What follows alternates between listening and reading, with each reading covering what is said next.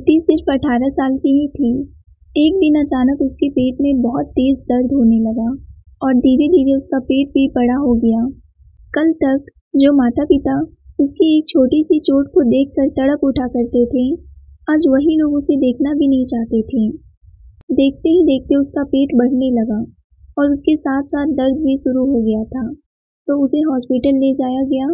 वहाँ पर डॉक्टर ने जो कहा उसे सुनकर तो होश ही उड़ गया था, क्योंकि प्रीति की उम्र अभी 18 साल की थी।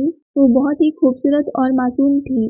साथ ही वो अपने घर की लाडली बेटी थी, क्योंकि 2 भाई और वो इकलौती बहन थी। तो जाहिर सी बात है कि वो अपने घर की राजकुमारी की तरह रहती थी। अचानक प्रीति के पेट में बहुत तेज दर्द शुरू हो गया था। दर्द इतना ज़्यादा था कि उस दर्द को बर्दाश्त कर पाना बहुत ही मुश्किल था। प्रीति ने अपनी माँ को आवाज़ लगाई तो माँ ने उसे दवाई दे दी। दवाई खाने पर उसे थोड़ी राहत तो मिल गई थी, लेकिन दर्द का सिलसिला अभी ख़त्म नहीं हुआ था। अब तो कभी कभार उसे उल्टियाँ भी होने लगी थी। घर वालों ने उसको शक की नज़रों से देखा। उसका पेट दिन प्रतिदिन बढ़ता ही जा रहा था, उसके साथ ही उसे दर्द भी रहता। सबने उसे अजीब अजीब सवाल करना शुरू कर दिया था। बता, किसके साथ अपना मुंह काला कराकर आई है और ये किसका पाप अपने पेट में पाल रही है? तुझे जरा भी शर्म नहीं आई अपने परिवार की इज्जत ऐसे उछालते हुए? अरे तू पैदा होते ही मर क्यों नहीं गई? हे भगवान, अब हम लोग क्या मुंह दिखाएंगे समाज को? प्रीति का पेट का दर्द और घर वालों का ताना, जितना सबका भरोसा उठ जाने की तकलीफ उसे हो रहा था। धीरे धीरे अब सबने उससे बात करना भी बंद कर दिया था और उसकी पढ़ाई लिखाई के साथ साथ उसका स्कूल जाना भी बंद करवा दिया। प्रीति पढ़ाई लिखाई में बहुत ही अच्छी थी और वो हमेशा अपनी क्लास में फर्स्ट आया करती थी। जब उसकी पढ़ाई बंद करवा दिया गया तब उसे बहुत तकलीफ हुआ, लेकिन वो कुछ भी ना बोल सकी। कभी जो अपने घर की इकलौती बेटी और इकलौती बहन होने पर हमेशा नाज करती थी, उसके बोलने से पहले ही उसकी सब ज़रूरतें पूरी कर दी जाती थी। मम्मी पापा का जिगर का टुकड़ा और भाइयों की जान, उसे कभी भी कोई तकलीफ ही नहीं होने दिया करते थे। पर आज सबने उससे अपना मुंह फेर लिया था। भैया भाभी, मम्मी पापा, कोई भी उसका शकल तक नहीं देखना चाहता था। वो माँ जो उसकी छोटी सी बीमारी होने पर भी तड़प उठा करती थी, आज वही माँ भगवान से उसकी मौत की दुआ कर रही थी। गलती शायद किसी की भी नहीं थी, गलती उस सोच की थी जो समाज को देखकर पैदा हो रहा था।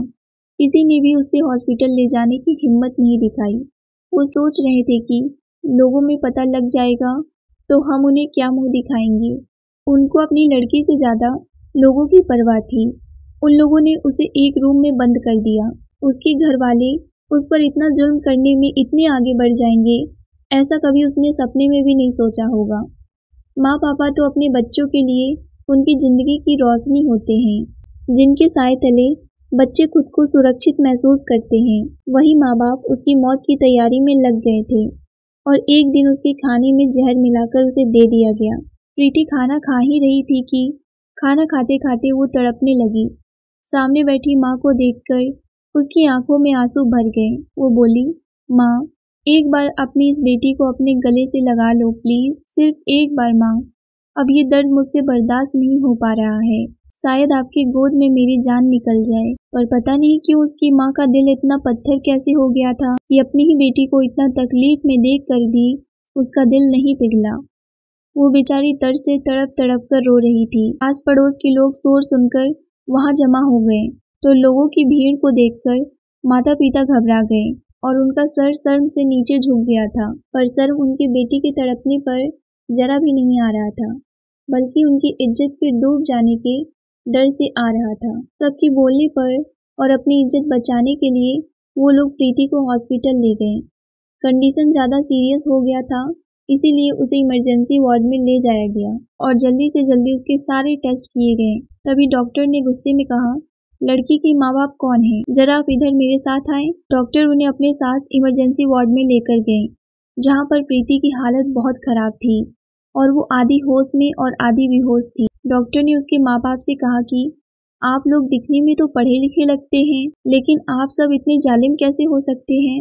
आपकी लड़की के पेट में एक गांठ है जो बहुत बड़ा हो चुका है।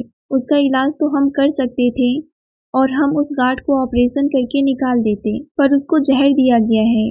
वो जहर उसके पूरे शरीर में फैल गया है। आप दोनों ने इतने लापरवाह कैसे हो सकते हैं?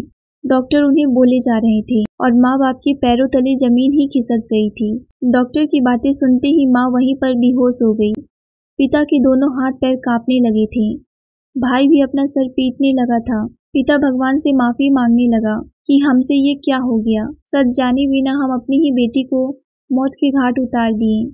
खास कि हम उसकी बात सुनकर उसे हॉस्पिटल ले आते तो हम अपनी बच्ची को बचा लेते। खास कि मुझे अपनी इज्जत से ज्यादा अपनी बेटी की चिंता होती। प्रीति ने अपने मम्मी पापा को देखा तो उसकी आंखों में आंसू भरे हुए थे। वो बोली, माँ पापा, मेरी क्या गलती थी जो आप लोगों ने ऐसा किया? मैं तो आप लोगों की आंखों की तारा थी ना। आपने अपनी बेटी पर थोड़ा सा भी भरोसा नहीं किया। मैं तो हमेशा बोलती थी कि मैंने कोई भी गलत काम नहीं किया है। आपके सामने रोती रहती थी। अपने आप को बेकसूर साबित करने का बहुत कोशिश की मैं, पर आपने मेरी एक भी बात नहीं सुनी थी। फिर भी आप सब मेरे परिवार हैं और मैं आप सबको बहुत प्यार करती हूँ। इसीलिए जाते जाते मैं आप सब लोगों को माफ कर देती हूँ। माँ, अब तो आप मुझे अपने गोद में ले लेंगी ना? अचानक प्रीति की धड़कनें तेज तेज चलने लगी। डॉक्टर साहब ने उसे बचाने की तमाम कोशिश की, पर उसे बचा ना सके। बाहर भाई भाभी और मम्मी पापा उसके लिए भगवान से दुआ कर रहे थे। लेकिन थोड़ी ही देर बाद डॉक्टर साहब बाहर आए तो उन्होंने कहा कि अफसोस कि हम उसे बचा ना पाए, पर आप सबने बहुत बड़ा गुनाह और पाप किया है। भगवान शायद ही आपको माफ कर पाए। जब प्रीति को बाहर लाया गया तब उसकी माँ ने उसके चेहरे को बहुत प्यार से देखा। उसी चेहरे को जिसे पहले देखना तक भी पसंद नहीं किया करती थी। उसने अपने ही घर वालों से ऐसी सजा पाई थी जो गुनाह उसने कभी किया ही नहीं था। और जाते जाते वो जिंदगी भर के लिए सबको पछतावा और दर्द दे गई। सच कहते हैं लोग, जब इंसान जिंदा रहता है तब उसकी कदर नहीं की जाती, और जब वो इस दुनिया को छोड़कर चला जाता है तो लोग अफसोस और उनकी अच्छी बातें करते हैं। दोस्तों, कहानी पसंद आई हो तो वीडियो को एक लाइक और सब्सक्राइब जरूर करें, और आपकी इस कहानी पर क्या राय है हमें कमेंट करके जरूर बताएं। धन्यवाद।